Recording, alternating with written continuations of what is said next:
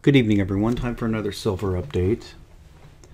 Now, we're starting off with the Euro US dollar cross here because the action now in these markets is so fast and furious. It's hard to keep track of the action. It's also hard to keep track of the stories that are coming out because it's the things are starting to spin out of control. There's these cross currents that are moving through these different markets, and things are really accelerating. The pace of change is really accelerating. So you can see we had a blast off in the euro. I didn't even have time to track down what was behind that move. And we're going to read a Zero Hedge article that sums a lot of this up. But the move in crude oil, just a ridiculous move, you can see. We're talking about touching that low of 43.50 and a run up to $54 in the crude oil. Unbelievable, huge, enormous. What are we talking about? 20% move, 20 or 25% move in crude oil. Gold, not really doing anything, kind of falling back to test support. But silver was a real weird one. You can see that it's just not really trading any volume. It had this very strange rally, and it looked like it had legs, and then we had this 8 a.m. smash down, which, by the way, if you do, we'll just do one real quick here. If you go ahead and do a cross of the action that happened in the euro, let's do major currencies.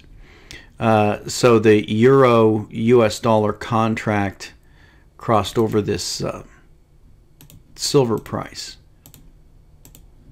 You can see that at the exact moment that the takedown happened in silver, we had the blast off in the euro. So pulling that one out long ways, you can see that there's a kind of a consistency to it, but then it kind of all changes here at the top, and now we're resolving. So what's the correlation between the euro and silver? Not that much, but you can see that at one point there was a fairly strong correlation. Now everything's going crazy. So again, more cross currents.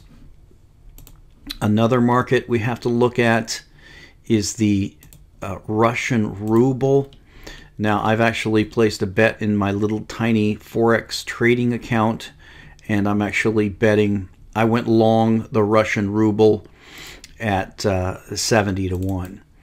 And you can see that we're down at 64, so it's doing pretty good. It doesn't make sense to me that I don't think the Russian ruble's going away. So what I'm expecting out of the ruble is something similar to what happened in the last financial crisis, a spike and then a crash eventually. So once I saw that 70 price, I pretty much got in long in my Forex trading account in the ruble. Now, another market that is just absolutely going crazy, and probably some of the craziest cross currents you're going to see out there, is the stock market. The Dow is just moving hundreds of points in these moves. I think probably the 2 hour is going to be the best to see that. So you can see the initial correction when this fake bear started. Everybody thought this was the beginning of the bear market, was 15,900. Then a huge rally up to 18,000. Then a crash down to 17, back up to 18, back down to 17, and then back and forth. And you can see today, just on the daily, we had one of these. So we went from today's blue candlestick is about 17,371 up to about 17,660, about 300 point move. This is unprecedented volatility going on in the Dow. Still believe, based on this chart, I may be wrong, but I still believe that this is a top formation that's coming in here with the volatility. But I may be wrong when we see some of the news that's going on. So let's jump over to the news stories. Those are coming just as fast and furious. Incredible cross currents in the news as well. Now, if you remember my video that I did on the Greece situation. I told you as soon as this election happened that it was very obvious to me, at least, what the outcome was going to be, because the Greece had elected communists. So what is the likelihood that the communists are going to say to the socialists in Brussels and the IMF, who are basically birds of a feather, that we're done with you, we're walking away, we're going to go with the drachma, and we're done with you, we're writing off the debt? Well, I said there's no way that's going to happen. What these communists are going to do is they're going to try to get more free stuff. That's what communists do, and that's what's happening now. You can see here, Greece's leaders have received a guarded welcome to the reported proposals for a debt deal ahead of crunch talks with EU creditors. After a meeting in Rome with Greek PM Alexis Tsipras, Italian PM Matteo Renzi said the country would give Greece a hand without always agreeing to it. Greek Finance Minister Yanis Varoufakis has reportedly suggested a new deal for exchanging debt with bailout creditors. Now, Zero Hedge has gone way into that about what technically is the definition of a default on this. But if you go back, all you have to do, I don't have the time to do it right now, all you have to do is go back and look at the 2012 Greek bailout, and it's the same thing. They just write down the debt. Greece is not interested in standing on their own. They're interested in being bailed out by the EU. So they ran as an anti-austerity party, and they intend to increase social welfare benefits. Of course, those are the very things that are destroying their economy. They're a socialist economy that has toppled over. They've run out of other people's money. They have too many people riding in the cart and not enough people pulling the cart. Roughly 33% of the population works for the government. No one pays taxes. The thing is a complete disaster. There's no way it can be turned around. They're just going to have to write off the debt. But instead, what they're going to do, they're going to kick the can down the road. They're going to take a partial haircut for the creditors, which is what they did in 2012. They're just going to do it again. And then probably the ECB with Draghi's going to come in and buy up the bonds. And that's exactly what I said would happen. Now, interestingly enough, right after that, we had Barack Obama come out with this phrase, mindless austerity. Now, when I heard him give that phrase, I actually did a very long and detailed research on that term, and date specific and story specific. It had been used by other people in regards to the Greek situation in 2012, but most of the hits were from Obama using this. And this is right after the Greek vote. Then Obama comes in and uses this term mindless austerity, which I don't even know what he's talking about, because we've never had any austerity. And Greece has never really had any austerity. No one's had any austerity. And you can see, and then just a day after that, he proposes a $4 trillion budget, an absolute budget blowout, a budget. Washington, President Obama submitted his $4 trillion budget wish list to Republican Congress Monday, calling for a return to increased domestic and military spending to be paid for in part by higher taxes. So here you have your Democrats. They are tax and spend. They've always been tax and spend. There's never been any austerity. They just spend more money. They never stop. Here's $478 billion for public works. So right after they elect a communist in Greece, Obama talks about mindless austerity, and he proposes a blowout budget. There's just there's nothing you can say about it.